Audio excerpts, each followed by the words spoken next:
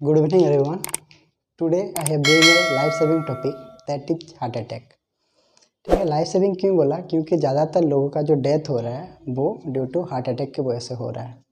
ठीक है, तो आज ये जो टॉपिक मैं लाया हूँ it's not only for paramedical medical staff, ये सभी कॉमन पीपल के लिए ज़रूरी है ताकि उनको पता चले कि हार्ट अटैक क्या है, कैसे होता है और उसका साइन सिम्टम क्या है और उसको हम कैसे प्रिवेंट कर सकते हैं, उसका मेडिकल मैनेजमेंट क्या है। ठीक है, तो आज जो टॉपिक है ये सभी के लिए है और everyone should be watch the complete video, skip मत करना। ठीक है, पूरा कंप्लीट वीडियो को देखिए ताकि समझ में आएगा कि हार्ट अटैक क्या है और हार्ट फेलियर क्या है। ठीक है, तो वही इसी टॉपिक में आज हम डिस्कस करेंगे हार्ट अटैक क्या है, हार्ट फेलियर क्या है, उसका साइन सिम्टम क्या है। ठीक है, उसका रिस्क फैक्टर किस किस को होने का चांस है, उसका मेडिकल इमरजेंसी जो प्रिवेंशन है क्या है, उसका मेडिकल मैनेजमेंट क्या है, सभी आज हम इसी टॉपिक में डिस्कस करेंगे। ठीक है, let's see the topic. One thing before we are going to discuss about heart attack, everyone should know about the blood supply to the heart.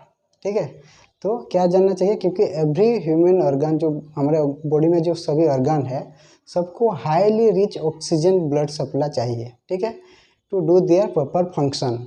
सभी ऑर्गन को, लंग्स हो गया, किडनी हो गया, हार्ट हो गया, ब्रेन हो गया, सभी को ऑक्सीजन रिच ब्लड चाहिए उनका ठीक से काम करने के लिए। सभी ऑक्सीजन रिच ब्लड चाहिए सभी ऑर्गन को। ठीक है, उसी तरह हार्ट को भी क्या चाहिए, ऑक्सीजन चाहिए। ठीक है, ऑक्सीजन कौन लेके आता है, ब्लड लेके आता है। ठीक है, तो पहले वही देखते हैं कि हार्ट को ऑक्सीजन कैसे मिलता है और हार्ट को जो ब्लड सप्लाई होता है वो कैसे होता है। ठीक, तो हार्ट को जो ब्लड सप्लाई होता है, आर्टरीज के माध्यम से ब्लड सप्लाई होता है उसको बोलते हैं कोरोनरी आर्टरी। ठीक है, क्या बोलते हैं, कोरोनरी आर्टरी। कोरोनरी आर्टरी कहाँ से निकलता है, आउट्टा से। ये रहा आउट्टा। ठीक है, ये हार्ट का एक डायग्राम है, ये आउट्टा है। आउट्टा क्या है, मेन आर्टरी जो मतलब बॉडी के हर पार्ट को ऑक्सीजनेटेड ब्लड सप्लाई करता है। ठीक है, तो आउट्टा हार्ट से निकलता है और आउट्टा से दो ब्रांच निकलता है जिसको कोरोनरी आर्टरी बोलते हैं। वो हार्ट को ऑक्सीजनेटेड ब्लड, न्यूट्रिएंट सब कुछ सप्लाई करता है। ठीक है, तो जो कोरोनरी आर्टरी है वो कौन कौन सा है, एक हो गया right coronary artery right side में, और एक हो गया लेफ्ट कोरोनरी आर्टरी। ठीक है, क्या बोलते हैं, राइट कोरोनरी आर्टरी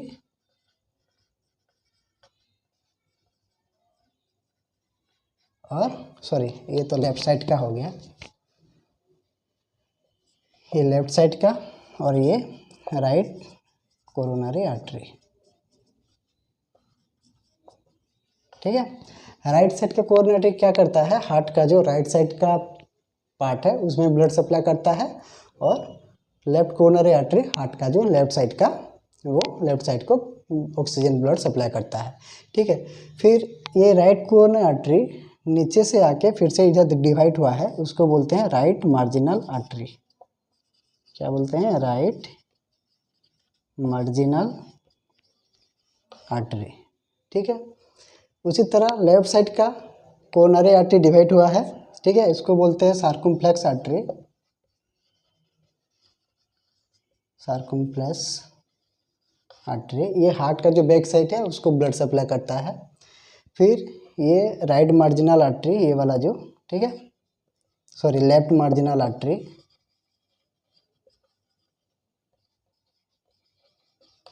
ठीक है, और ये जो नीचे जो है, ठीक है, ये राइट मार्जिनल आर्टरी क्या करता है, लेफ्ट साइड का जो वेंट्रिकल और सेप्टम को ब्लड सप्लाई करता है।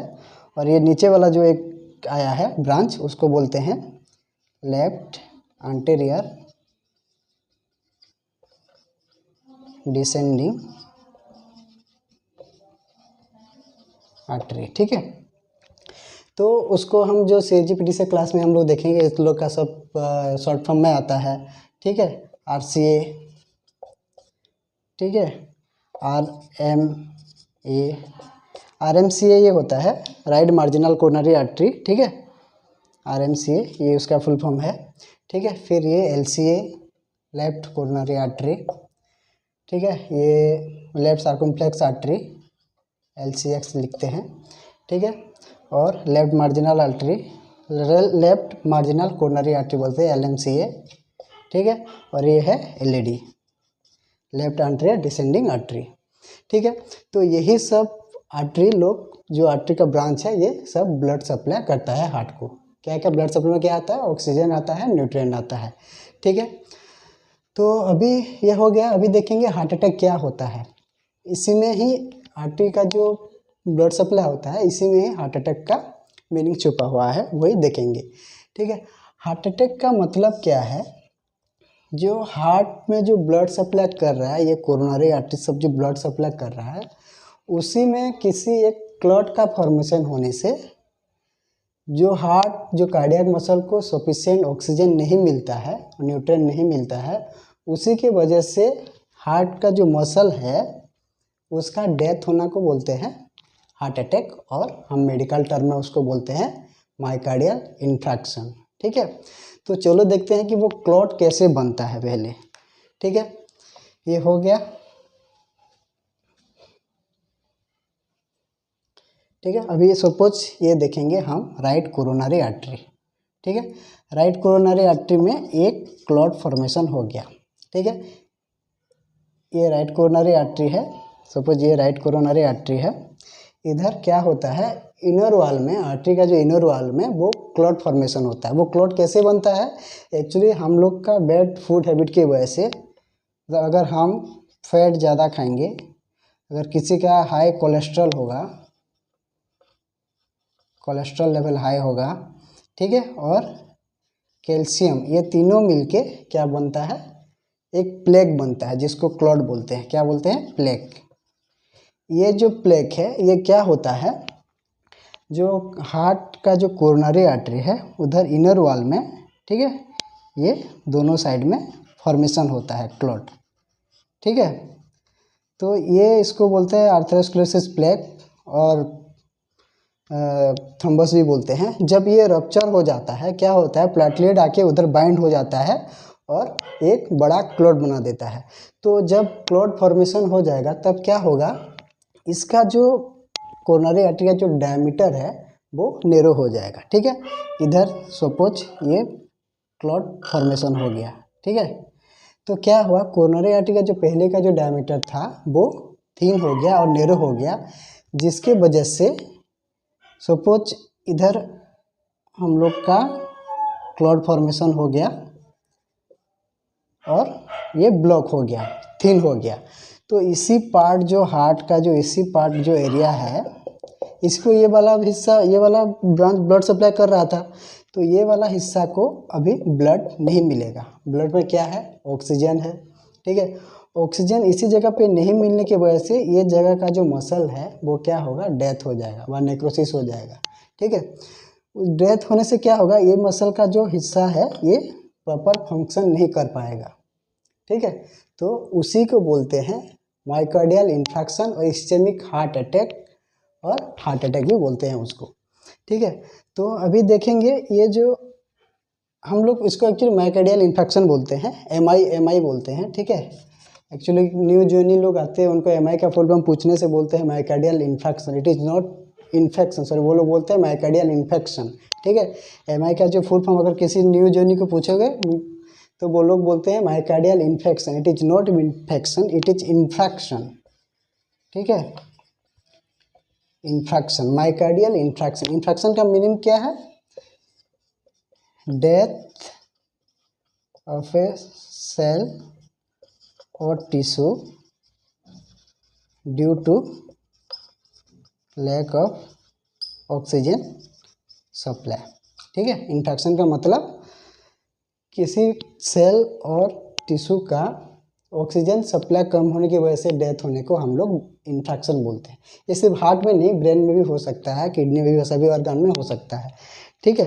तो मायोकार्डियल इन्फेक्शन यही है, अगर क्लॉट फॉर्मेशन हो गया तो ये जो मसल कोरोनरी आर्टरी में क्लॉट फॉर्मेशन हो गया, हार्ट कार्डियक मसल को सफिशिएंट ऑक्सीजन नहीं मिला, उसी का मसल पार्ट जो है वो नेक्रोसिस हो गया, डेथ हो गया, तो ये प्रॉपर फंक्शन नहीं करेगा, ठीक है।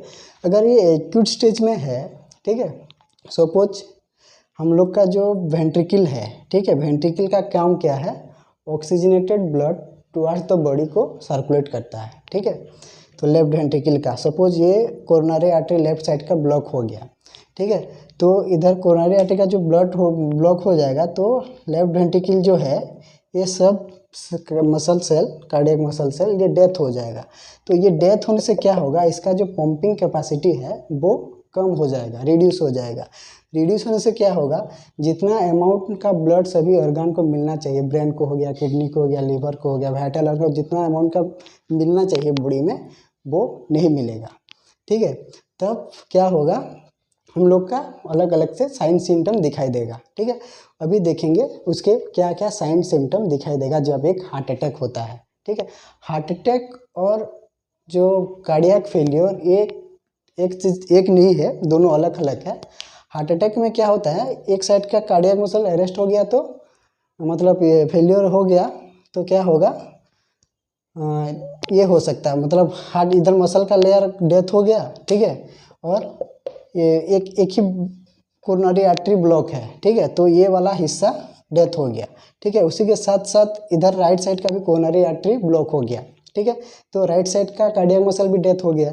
तो जब ये पूरा वेंट्रिकल के साइड का कार्डियक मसल पूरा डेथ हो जाएगा टिश्यू, ठीक है, इधर का, तो क्या होगा, हार्ट का जो पंपिंग सिस्टम है पूरा बंद हो जाएगा। बंद होने से क्या होगा, हार्ट का जो बीटिंग कैपेसिटी है वो स्टॉप हो जाएगा। ठीक है, क्योंकि वेंट्रिकल पंपिंग नहीं कर पा रहा है, ब्लड फ्लो नहीं कर पा रहा है, स्टॉप होने जाए, जो स्टॉप हो जाएगा ये मसल डेथ होने की वजह से, उसको बोलेंगे कार्डियक फेलियर। ठीक है, और हार्ट अटैक की वजह से एक्चुअली जान नहीं जाता है, कार्डियक फेलियर की वजह से। अगर ये हार्ट अटैक एक स्टेज में है और उसको हम प्रॉपर ट्रीटमेंट देंगे तो इंसान का जान बच सकता है, लेकिन हम उसको अगर डिले करेंगे तो that's lead to be cardiac failure.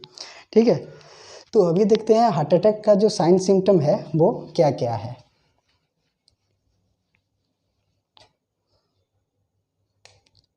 ठीक है, नहीं पहले देखेंगे कि किस किस को रिस्क फैक्टर देख लेते हैं, कौन से पीपल को हार्ट अटैक होने का चांस है। ठीक है, रिस्क फैक्टर में हम देखेंगे कौन कौन सा लोगों को हार्ट अटैक होने का ज़्यादातर संभावना है। एक्चुअली इसका एग्जैक्ट कॉज अननोन है। ठीक है, एग्जैक्ट कॉज है वो एथेरोस्क्लेरोसिस प्लेक फॉर्मेशन होगा तब हार्ट अटैक होगा, लेकिन रिस्क फैक्टर वो किसको होने का चांस है। ठीक है, किस किस को हो सकता है, जो लोग ओबेसिटी है, ठीक है, जो लोग मोटापा है, ठीक है, उनको हो सकता है। उसके साथ साथ जो लोग स्मोकिंग कर रहे हैं उनको हो सकता है। एक्सेसिव अल्कोहल कंजप्शन जो लोग कर रहे हैं, ठीक है, उनको होने का चांस है। और किसको, लैक ऑफ एक्सरसाइज, आलसी लोगों को होने का चांस है, जो लोग एक्सरसाइज नहीं कर रहे हैं, घर पे बैठे हैं। ठीक है, अभी देखना क्या हुआ, जब कोविड आ गया उसके वजह से, कोविड आने की वजह से सब लोग घर में बैठे गए। अभी ज़्यादा तो लोगों का डेथ इसी की वजह से हो रहा है, क्योंकि कोई घर बाहर निकला नहीं, एक्सरसाइज भी किया नहीं, घर पे बैठे बैठ के अभी हार्ट अटैक ज़्यादा हो रहा है। ठीक है, और किसको हो सकता है, जिसका ब्लड प्रेशर ज़्यादा है, हाइपरटेंशन। ठीक है, जिसका cholesterol level, blood cholesterol level ज़्यादा है, उनको हो सकता है हार्ट अटैक। ठीक है, और किसको, जिसको डायबिटिक है, शुगर जिसको है, उनको हार्ट अटैक होने का चांस है। ठीक है, तो यही रहा रिस्क फैक्टर, इन लोगों का होने का चांस है, हार्ट अटैक होने का चांस है। हार्ट अटैक मतलब जो क्लॉट फॉर्मेशन होने का चांस है हार्ट में, कोरोनरी आर्टरी में। ठीक है, तो ये हो गया रिस्क फैक्टर। अभी देखेंगे हम लोग साइन सिम्टम देखेंगे। साइन सिम्टम ये बहुत इंपॉर्टेंट थिंग्स है। ठीक है, क्योंकि ज़्यादातर लोग हार्ट अटैक का जो लक्षण है वो समझ नहीं पाते हैं। ठीक है, उसकी वजह से डेथ होता है। ठीक है, तो हार्ट अटैक का जो कॉमन साइन है वो है, क्या देखेंगे अभी, साइन सिम्टम। हार्ट अटैक का जो कॉमन साइन है वो है चेस्ट पेन।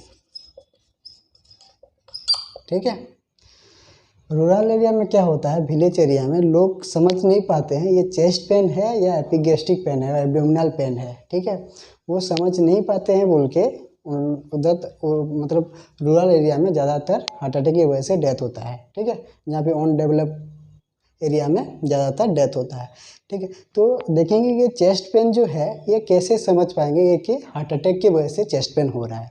ठीक है, सपोज एक पर्सन को चेस्ट पेन हो रहा है, ठीक है। तो ये चेस्ट पेन कैसा रहेगा, मतलब क्रश पेन, मतलब ज़्यादा चेस्ट में इसके कॉन्जेशन के जैसा फील होगा, ठीक है।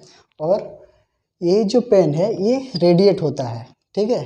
चेस्ट पेन हुआ, फिर कहाँ पे रेडिएट होगा, लेफ्ट आर्म पे रेडिएट होगा, ठीक है। रेडिएट टू लेफ्ट आर्म, मतलब दाहिने ये वाला हाथ में रेडिएट हुआ, उसके साथ साथ जो पार्ट है, जो है, ठीक है, उसमें रेडिएट होगा, फिर नेक में रेडिएट होगा, फिर शोल्डर में रेडिएट होगा, ठीक है। बैक साइड में रेडिएट होगा, ठीक है। और उसके साथ साथ राइट हैंड में भी रेडिएट होगा और अपर एब्डोमेन में रेडिएट होगा, ठीक है। तो इसी पार्ट में अगर पेन, चेस्ट पेन शुरू होकर इसी से हिस्सा में अगर रेडिएट हो रहा है, ट्रांसफर हो रहा है पेन, तो वो हार्ट अटैक का साइन है, ठीक है। जब अपर एब्डोमेन में पेन रेडिएट होता है, ठीक है, लोग सोचते हैं कि ये गैस की वजह से पेन हो रहा है और एक एंटासिड खाते हैं तो ठीक हो जाता है बोल के और ट्रीटमेंट नहीं कराते हैं। लेकिन क्या है, अगर हार्ट अटैक एक्यूट स्टेज में है, ठीक है, मतलब जस्ट शुरू हुआ है, तो क्या होता है, ये जो चेस्ट पेन है ये ज़्यादा देर नहीं रहता है, ठीक है।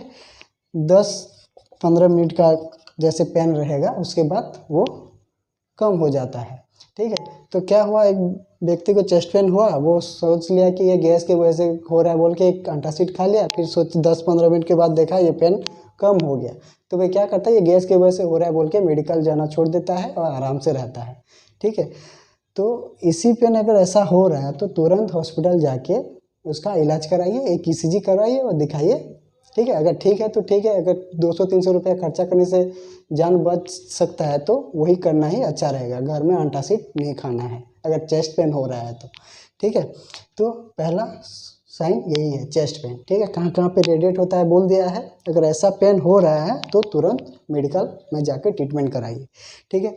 तो अभी दूसरा साइन सिम्टम देखिएगा और क्या क्या लक्षण हो सकता है इसके साथ साथ। एक हो गया चेस्ट पेन, ठीक है। दूसरा हो गया एसओबी, हम बोलते हैं शॉर्टनेस ऑफ ब्रीथ, ठीक है। शॉर्टनेस ऑफ मतलब सांस का तकलीफ होगा, ठीक है। और क्या होगा, फैटिक। फैटिक मतलब थोड़ा सा काम करने से या सीढ़ी चढ़ने से उतरने से थकान महसूस होगा, ठीक है। थकान के साथ साथ क्या होगा, कोल्ड स्वेट, ठीक है। स्वेटिंग होगा, जो स्वेटिंग होगा उसमें ठंडा थोड़ा महसूस होगा, ठीक है। और क्या होगा, उसके साथ साथ नौसिया, वोमिटिंग, ठीक है, वोमिटिंग जैसा महसूस होगा, ठीक है। और क्या हो सकता है, और क्या क्या लक्षण हो सकता है उसके साथ साथ, फेंटिंग हो सकता है, चक्कर आना जैसा महसूस होगा, क्योंकि ब्रेन को सफिशिएंट ब्लड नहीं मिल रहा है ब्रेन को, तो चक्कर आने जैसा महसूस हो सकता है, ठीक है। तो यही है उसका और लक्षण है, ठीक है। अगर ऐसा कुछ हो रहा है, ऐसा लक्षण दिखाई दे रहा है, तो उसको तुरंत हॉस्पिटल ले जाके ट्रीटमेंट करवाना चाहिए, ठीक है।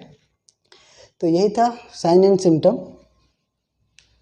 अभी देखेंगे इसका जो हार्ट अटैक का जो मेडिकल मैनेजमेंट है, ठीक है, इमरजेंसी मेडिकल मैनेजमेंट है, वही देखेंगे, ठीक है। सपोज एक इमरजेंसी डिपार्टमेंट में एक पेशेंट आया, ठीक है, और चेस्ट पेन लेके आया है, तो एक नर्सिंग ऑफिसर ने उसका ईसीजी किया, ईसीजी में देखा एसटी एलिवेटेड है, ठीक है, और ट्रोप्टी भी पॉजिटिव है, तो क्या मेडिकल मैनेजमेंट करेगा तुरंत, ठीक है। तो मेरा एक सीनियर भैया, स्टैनली है उनका नाम, केरला का ही है वो, उन्होंने मुझे एक वर्ड बोला था, माइकार्डियल इन्फेक्शन का मतलब फास्ट एड मैनेजमेंट, ठीक है, वही मैं आज आप लोग के साथ शेयर करने वाला हूँ। वो क्या है, वो जो वार्ड है वो क्या है, उसमें ओनाम बोल के, ठीक है, क्या है ओनाम, ये सभी नर्सिंग ऑफिसर को पता होना चाहिए, ठीक है। और यही फास्ट एड ट्रीटमेंट है अगर एक पेशेंट का हार्ट अटैक और एमआई हुआ है, तो माइकार्डियल इन्फेक्शन हुआ है, तो इसी में उसका फास्टेस्ट मैनेजमेंट है। ठीक है, ओणम क्या है? ओणम जो केरला का एक फेस्टिवल है, ठीक है, उसी में ही इन्फेक्शन का, माइकार्डियल इन्फेक्शन का ट्रीटमेंट है। ठीक है, चलो देखते हैं इसमें क्या क्या है। सपोज एक पेशेंट आया तो माइकार्डियल इन्फेक्शन लेके, तो उसको क्या क्या करना है? ओ फॉर ऑक्सीजन एडमिनिस्ट्रेशन करना है।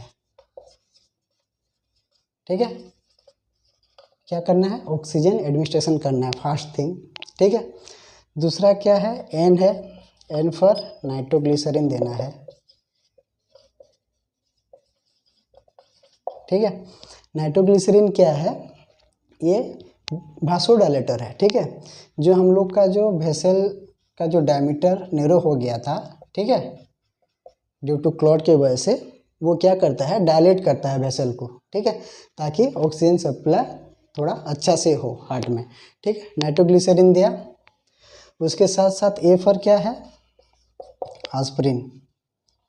ठीक है, एस्पिरिन क्या है? ये एंटीप्लेटलेट है, ब्लड थिनर है। ठीक है, ये क्या करेगा? वो क्लॉट को थिन कर देगा। ठीक है, और एम फॉर क्या है? Morphine, opiate. ठीक है, तो मॉर्फिन क्या करता है? जो पेशेंट चेस्ट पेन है, ठीक है, चेस्ट पेन को थोड़ा कम करेगा। ठीक है, एनएसएआईडी ड्रग्स है ये। तो यही था ओणम। ठीक है, ओणम का मेडिकल मैनेजमेंट माइकार्डियल इन्फेक्शन का। ठीक है, तो इसी के साथ साथ तो क्या करेंगे? पेशेंट को एलिवेटेड करके रखेंगे। ठीक है, प्रॉप अप करके रखेंगे और ऑक्सीजन देके। नाइट्रोग्लिसरीन कितना दे सकते हो? अगर आपके पास सपोज 0.6 mg का है, ठीक है, टेबलेट, तो वो कितना दे सकते हो? 5 मिनट के अंतर अंतर आप 3 टेबलेट दे सकते हैं। ठीक है, फास्ट एक टेबलेट दिया, 5 मिनट के बाद देखा चेस्ट पेन नहीं रिड्यूस हुआ, तो और एक टेबलेट देना है।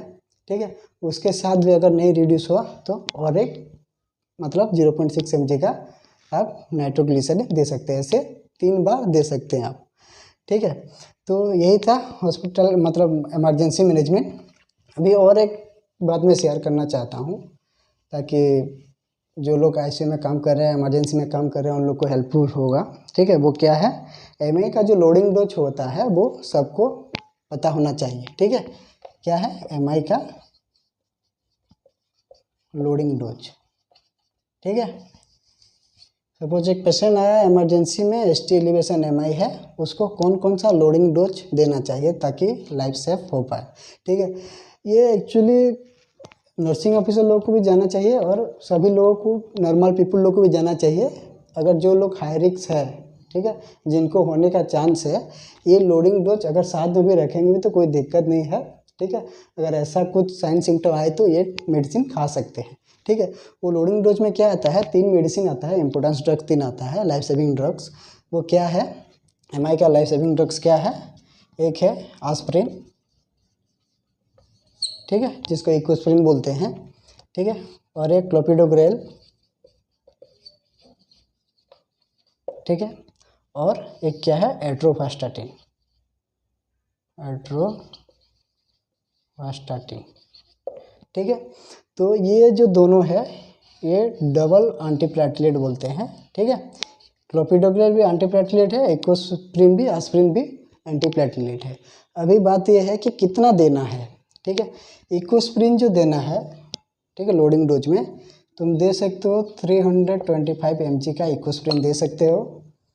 ठीक है, उसके साथ साथ क्लोपिडोग्रेल भी 300 mg का दे सकते हो। ठीक है, यही होता है उसका लोडिंग डोज। और एट्रोफास्टाटिन जो है ये 80 mg दे सकते हो। ठीक है, ये दोनों इकोस्प्रिन और क्लोपिडोग्रेल ये है एंटीप्लेटलेट और ब्लड थिनर। ठीक है, और ये जो एट्रोफास्टाटिन है ये स्टैटिन ग्रुप का ड्रग्स है। ये क्या करते हैं? हम लोग का जो कोलेस्ट्रॉल लेवल है उसको कम करते हैं। ठीक है, कोलेस्ट्रॉल लेवल को कम करता है कौन सा? एट्रोफास्टाटिन। ठीक है, तो यही लोडिंग डोज है, ये सभी नर्सिंग ऑफिसर को पता होना चाहिए। ठीक है, सभी नर्सिंग ऑफिसर के साथ साथ सभी लोगों को भी पता होना चाहिए। ये लोडिंग डोज का मेडिसिन सभी लोग लेके घूम सकते हैं अगर किसी को हाई रिस्क है तो, हार्ट अटैक का चांस है तो। ठीक है, तो ये हो गया लोडिंग डोज एमआई का, ओणम का भी बोल दिया। अभी देखेंगे उसका प्रिवेंशन। ठीक है, कैसे हम हार्ट अटैक को प्रिवेंट कर सकते हैं। ठीक है। प्रिवेंशन क्या है, हम कैसे प्रिवेंट कर सकते हैं हार्ट अटैक को, ठीक है। तो प्रिवेंशन में क्या आएगा हम लोग का, और प्रिवेंशन से पहले और एक मैं बात बोलना चाहता हूँ कि अगर हम इसका डायग्नोसिस कैसे पता चलेगा कि ये हार्ट अटैक है बोल के, क्या क्या डायग्नोसिस मेथड है जिसमें हार्ट अटैक का पता चलेगा, ठीक है। किसमें पता चलता है, हॉस्पिटल में गए, ईसीजी करवाया, ठीक है, उसमें हार्ट अटैक व मायोकार्डियल इन्फेक्शन का पता चलेगा, ठीक है। और किस में पता चलेगा, और हम लोग कार्डियक एंजाइम, एक ब्लड टेस्ट है, हॉस्पिटल में गया, एक पेशेंट को चेस्ट पेन हुआ एक दिन में, दूसरा दिन हॉस्पिटल में वो कम हो गया, दूसरा दिन बाद उसी दिन जाके ईसीजी करवाया और कार्डियक एंजाइम चेक किया। कार्डियक एंजाइम में क्या क्या आता है, ट्रोप्टी, ट्रोपाई, CPK-MB, ठीक है, ये सब कार्डियक एंजाइम है। अगर किसी पेशेंट को हार्ट अटैक हुआ है तो क्या होता है, ये सब एंजाइम एलिवेटेड हो जाता है, ठीक है, बढ़ जाता है, ठीक है। और किस में पता चल जाएगा, इको में, इको करने से, इकोकार्डियोग्राफी करने से हार्ट अटैक का पता चलेगा। और किसके साथ का पता चलेगा, और किस किस में पता चलेगा डायग्नोसिस में, और हम अगर करेंगे क्या बोलते हैं, coronary angio, coronary intervention, coronary artery का इंटरवेंशन, जिसमें क्या क्या होता है, CAG, ठीक है, कोरोनरी एंजियोग्राफी जो करते हैं उसमें पता चलेगा, ठीक है। ये एक प्रोसीजर है, ठीक है, OT में होता है, लैब कैथ लैब में होता है। मैं बाद में कोरोनरी एंजियोग्राफी और PT से मतलब कोरोनरी एंजियोप्लास्टी का एक क्लास बनाऊंगा, उसमें डिस्कस करेंगे, ठीक है। तो इसी में हम लोग का हार्ट अटैक और मायोकार्डियल इन्फेक्शन का अगर ये सब टेस्ट करेंगे तो उसमें पता चलेगा, ठीक है। तो यही था डायग्नोसिस। अभी देखेंगे हम लोग का प्रिवेंशन, कैसे प्रिवेंट कर सकते हैं हार्ट अटैक को, ठीक है। क्या है प्रिवेंशन, प्रिवेंशन में एक्चुअली फर्स्ट जो प्रिवेंशन है वो क्या है, लाइफ स्टाइल चेंज करना है। लाइफ स्टाइल में क्या चेंज करना है, लो फैट डाइट लेना है, ठीक है। लो फैट डाइट के साथ साथ लो सॉल्ट, इसको हम salt restricted, fat restricted diet बोलते हैं, ठीक है।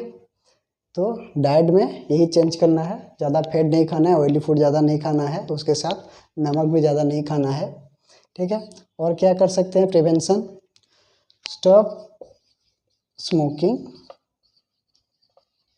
एंड अल्कोहल कंजप्शन,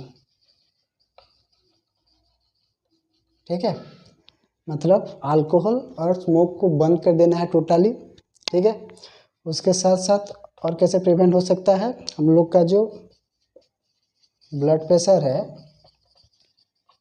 ठीक है, उसको नॉर्मल रेंज पे रखना पड़ेगा, ठीक है। और कोलेस्ट्रॉल लेवल को नॉर्मल रेंज पे रखना पड़ेगा, सीरम कोलेस्ट्रॉल को नॉर्मल रेंज पे रखना पड़ेगा, शुगर को नॉर्मल रखना पड़ेगा, ब्लड शुगर को, ठीक है।